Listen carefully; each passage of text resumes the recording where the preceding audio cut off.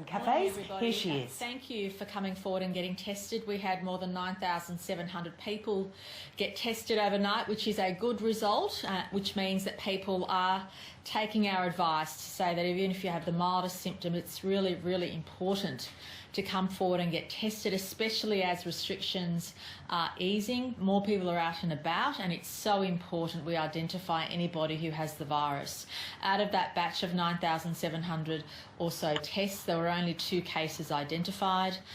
One was actually someone from Melbourne, and the second case, I understand from Dr. Chant, is still being investigated, but not a bad result for 9,700 tests. But our ability to contain the spread, to control the virus, will only be enhanced if people keep coming forward to get tested, even with the milder symptoms. And obviously that second case relates to that student at Riverview School, which Dr. Chant might have further information on. Can I also say that whilst we are dealing with the virus, whilst we're encouraging people to come forward and get tested even if they have the mildest symptoms, we're stressing to people, please maintain your social distancing no matter what you're doing outside the house. That is the new norm. That is how all of us will live. Make sure you keep your distance no matter how familiar you are with the surroundings, no matter how familiar you are with the people you're with. Unless you live with the people in your household, you have to maintain that social distancing and be extra cautious. Even on touching surfaces, avoid touching surfaces.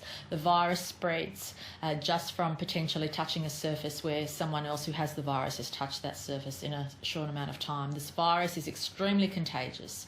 And the only way in which we'll be able to resume normality is by all of us keeping our social distancing, but also making sure we come forward and get tested even if we have the mildest symptoms.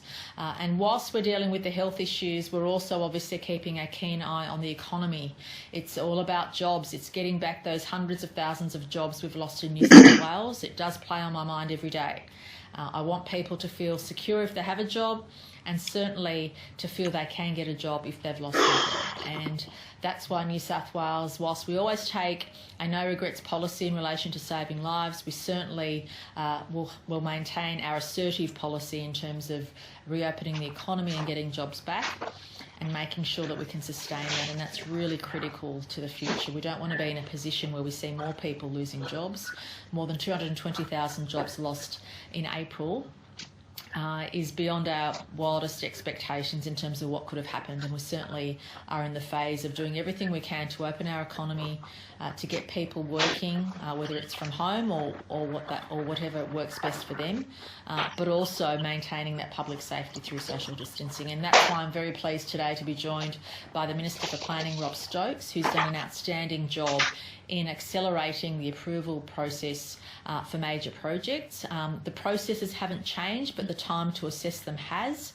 And today Minister Stokes will be talking about some major projects that have received approval in Western Sydney in particular, which not only means the community will have access to those extra opportunities, whether it's a recycling plant or whether it's a brick factory, but also knowing that those new projects come with hundreds of jobs to support the economic boom that we hope will happen in Western Sydney during and after the pandemic. It's really important for us to keep things going as much as possible. I'm very proud of the fact that even during our darkest days of the pandemic, the jackhammers have still been going, projects have still been continuing, projects have still being progressed and built, and we intend to maintain and accelerate that where we can to ensure that those sectors that aren't impacted by the virus keep employing, keep working, and also keep supporting that economic activity, which is vital